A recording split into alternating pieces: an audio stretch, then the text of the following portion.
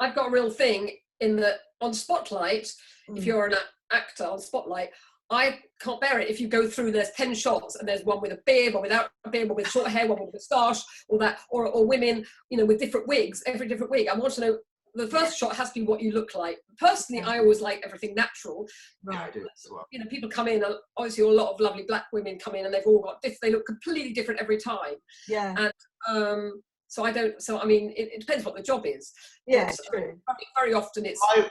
I would say come natural, or what you all usually look like. Now, if there are different options, then by all means come and say, listen, I can have my hair curly if you want, or it's very easy to straighten my hair. Yeah, or bring a photo in of what you can look like, so that helps. But as natural as possible, because then we've got a base of what we can work with. That brings me on to the next question, because with the kids casting, quite a lot of parents, you know, I think they've probably been told by a lot of the kids model agencies as well, to do a certain style of photos, sort of headshots and things where they're kind of pulling funny faces and stuff like that. I mean, that is quite useful. But one of the parents is asking here about, you know, I haven't done a full-length shot for my daughter yet. She's on Spotlight, but what's the best clothing to wear if you're doing? Let's talk about the Spotlight pictures, because a lot of people do join Spotlights because it's obviously where we see a lot of people. So, you know, she's 12, and should she be basic? Should it be trendy? Should it be, you know, what should it be saying? And they try and do some poses where they're doing perhaps a skill, like if they can do a handstands or cartwheels, or they're into football, do they throw in a shot that's got something that shows off a bit of a skill? Sue, I'll ask you that one first. Okay, well, first of all, even with adults, I would love to see on Spotlight a full-length shot, or at least a 3/4. It's unbelievable the number of people, you see their face, and they turn up and they're completely not, you know, a different shape to what you expected. And I'd love to see that. With children, I don't like it when they're too sort of like stage schooly, sort of like big good smile, but I love to see lots of personality. And yes, if they're a ballet dancer, it'd be nice to see them in a pose, or if they're on trapeze, or if they're footballers, that's great to have a shot like that, and so, that would be in the skills bit as well. I just want it to be natural. Like I said, I want their hair to be just like, look, me, you know, bad hair, you know, I want it just to be as they are. It's not about, you know, the cutest, you know. Yeah, exactly.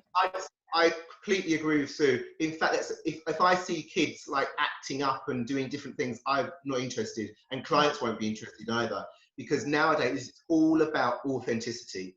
So if you're going to do smile, it just needs to be a natural smile, a captured moment of them smiling, not a fake smile. Great. Show off. Brilliant. Yeah, but we like that. Yeah, so no jazz hands, kids. We just want that nice. Update the pictures. Don't put in old pictures, whether it's children or adults. Everything has to be up to date. God knows how many people have got pictures that are, you know, 5 years out of date. I want to see what you look like today. Yeah, I think they should hold up a newspaper, shouldn't they, just to sort of prove what they took that photo, just like a bit of a ransom note. Okay, so that's sort of another thing. So on Spotlight, then, if for the kids, say they could do 3 or 4 like maybe expressive things, but not, because I want somebody else. Is it a bit like having a show reel? So if they don't put a show reel on Spotlight, should they do this sort of picture show reel? Have them, you know, all different looks and styles. You can have 10 pictures on Spotlight, can't you? Yeah, you can. So I mean, it's only collective. Yes. Yeah. Okay, so show a little bit of your talent, but not go too crazy. At least 1 or 2 cut pictures in colour, because black and white, you can't see what the colour of their hair looks like, or if they've got freckles and that, you know. Yeah, so actually in the Spotlight, it's quite an interesting one. So a lot of casting directors talk about having a full-length shot in Spotlight, and it's not something that actors do, because I suppose a Spotlight is traditional, and it was traditionally used to be very aimed at actors, but we are obviously, from doing the commercial side of what we do look for a lot of full-length shots of people. We do quite like that. So I think it's good to sort of, you know, I think it's one of the most important things. I mean, I do a lot of medical campaigns, which are very well paid, and of something that is about obesity, or it's about people who are very thick, whatever. I need to see their shape, and you know, people, you know, I can't just always trust that the agents and people turn up, and it's just like wasting people's time, you know, actors' time and my time, because they're just not, they haven't fulfilled the brief, because they haven't seen a full-length picture. I would also say, I know that you can and we do put photographic briefs out on Spotlight, and there are sometimes we want actors, but Spotlight would not be the first place I would go for a photographic casting because of the quality of photos on Spotlight. They're very staid, they're very still, they're very actory. And like I've said, for castings, we really want to be a lot more authentic and real. So it's not that we can't find good people on Spotlight. It's just that the photos on Spotlight are not very helpful for me. I don't know if other people disagree. No, I agree. Well, if you go to the supporting artist agencies, they have often very good pictures where they have one close up and one 3/4 length, and that's all you want to see. And they're people standing there in normal clothes, and they're just as what they are against a white background or a grey background. They're great. They're good.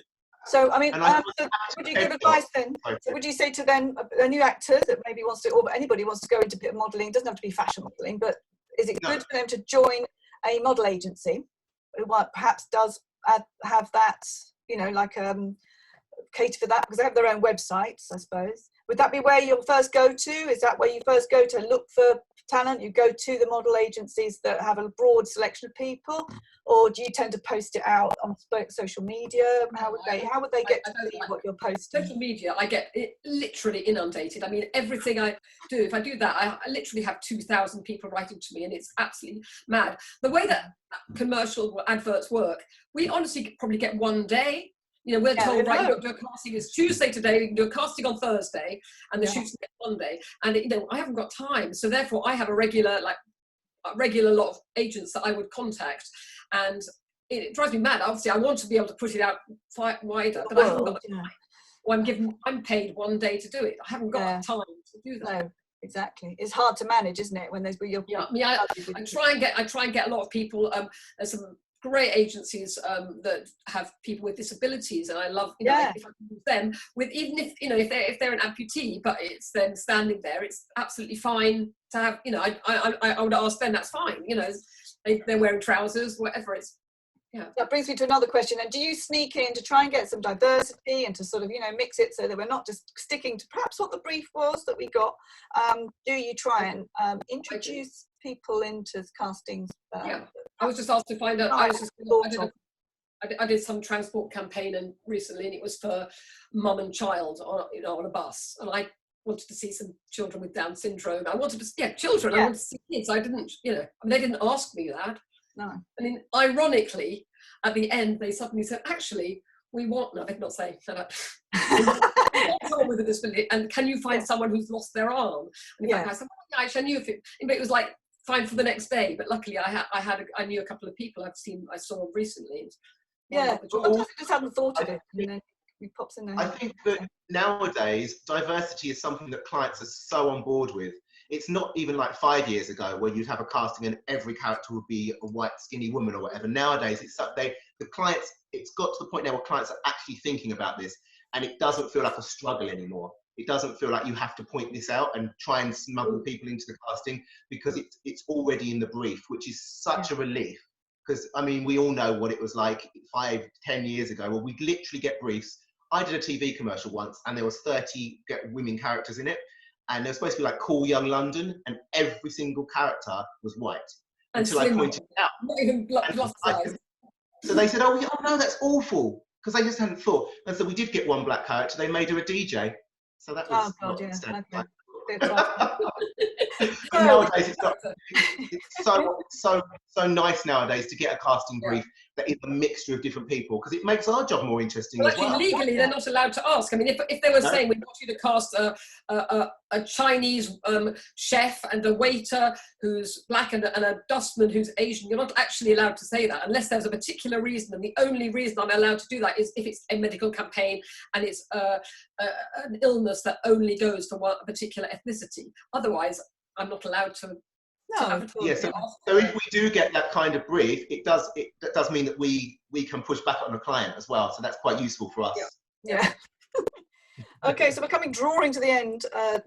It's coming close, and the question on everybody's lips is really, how do you think that we're going to cast now at the moment, or in the future, or in the near future?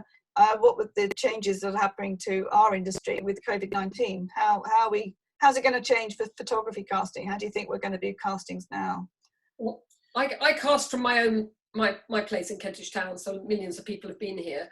And often, I don't have cattle call. I do see a lot of people. I might see 80, 100 people in a day, but I give everybody 5-minute slots, but I'm going to have to give everyone a 10-minute slot, and there's going to have to be just one person waiting, one person in. I'm going to have to clean all the rails, all the handrails. Maybe people are going to have to wear gloves, hand sanitizer, obviously, when they come in. I can't have 6 people all sitting around. Like, at the moment, it's quite fun. It used to be where everyone sits around having a chat on the sofa while they're all waiting. I don't think that's out for a long time.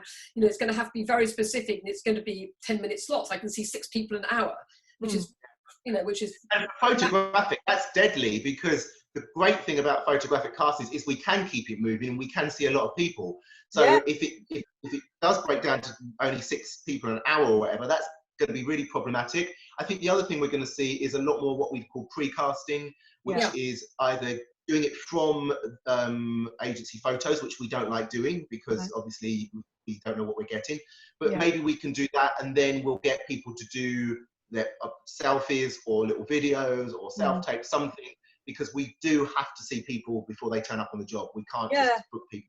I think it'll be a lot of self-tape, so short self-tape introductions, and then perhaps a kind of a recall type of situation, which can be more controlled with the amount of numbers. I think actors right now should start practicing doing really, really high quality selfies. And make the most of technology right now. So you can actually, apart from if you've never done a self-tape, start practicing doing self-tapes. There are lots of things online. You can go on Spotlight, and there are lots of things where you can get ideas of how to do it on a plain background, but also learning how to do nice selfies. So you're not sending me a shot of you on a beach 12 months ago, but a picture of what you group of friends wearing sunglasses. Exactly. So I mean, just make this most of this time now. Just start practicing taking some lovely pictures of yourself, or get someone else to take some nice pictures. But so that you're ready to send out. Very nice. Okay. And my last question. You said earlier, you said something earlier about whether actors should maybe get a model agency for photographic work, and I would say yes. I don't know. Obviously, some acting agents won't allow that, but some will. Some will allow you to have multiple agencies. And there are agencies out there that are not for like what you call traditional models. It's for real people. It's for characters. They do everything commercial. So they do photographic. They do TV commercials as well. And that would be our first place to go for supporting artist agencies are fantastic. There's some gems in there, aren't there, in those support and then you can probably work most days. Sometimes it'll be lower paid when you're working as a supporting artist on a film, but then you get called in for a big commercial. I mean, I've cast loads of people for big money jobs from a supporting artist agency. Good tip, good hot tip. And so we're going to close it, but I'd like to know, it's quite fun to know what you have been obsessively watching on Netflix. What could you recommend to the crowd? Sue, tell us. Everyone's obviously seen Unorthodox on Netflix, which is absolutely fabulous. I've been watching Normal People, which only came out on BBC Three yesterday, which is absolutely amazing, and I recommend that. It's 12 half hours by Lenny Abrahamson, and it's absolutely fantastic. And I watched Twin, which I really enjoyed. Scandi thing on BBC Four, which was fab. Yeah, that was unusual. Jody, what have you been scanning? I've not been watching anything. I've been watching 30 Rock. I've been watching Schitt's Creek. I've been watching things that are easy and digestible, because it's all this quality TV that I'm supposed to be watching. It just feels really overwhelming. Like when so I've been watching things like that, and I'm really into podcasts. So true crime podcasts is what I spend most of my time listening to. Schitt's Creek is absolutely priceless. But she does that commercial for fruit wine. Oh my God! Every actor's got to watch that. What have you been watching? Well, that's Schitt's Creek very much. And Call My Agent, which is brilliant. It's French. It's one of the funniest things I've ever seen on telly. Write that down. Call My Agent. There's so many things on my list that I just need to get onto. In our job, please, it's for everybody who's got any acting background or any background, doesn't matter. It's very funny, really funny. Even if there's subtitles, it's still funny. I've been watching Casablanca, 12 Angry Men. Oh yeah. I've watched Kill a Mockingbird, so a lot of classic films as well. Yeah, well, it's time to stay in, isn't it? So, I hope that's given some, insight and a bit of help to all those people out there. So, thank you so much for joining us. Lovely to see everyone. Bye-bye. Bye.